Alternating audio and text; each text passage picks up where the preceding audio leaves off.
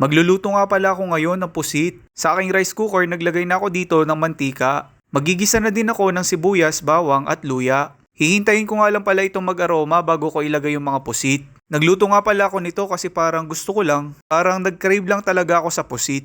Ayan, inilagay ko na dito yung mga pusit. Naglagay na din ako dito ng oyster sauce. Bale, nilagyan ko nga rin pala ito ng dahon ng laurel. Nagtansya na rin ako ng paglalagay ng paminta, toyo, tapos asukal. Naglagay na din ako diyan ng shrimp cubes. Tapos hinalo-halo ko lang ito para magsama-sama lahat ng mga ingredients na aking inilagay. Papakuluan ko nga lang pala ito ng mga ilang saglit. Tapos naglagay na din ako dito ng 3 pirasong siling green. Pinisaan ko na nga din nga pala ito ng kalamansi. 1 piraso lang na kalamansi yung aking inilagay. Baka kasi umasim ito kapag nasobrahan. Ayan, at konting-kunti na nga ay maluluto na ang aking adobong pusit. Ito na nga yung aking magiging tanghalian. Aba, ay mapaparami na naman ang kain nito. Ay saka, kung ikay napapaibig, ikay magluto, tara kain tayo.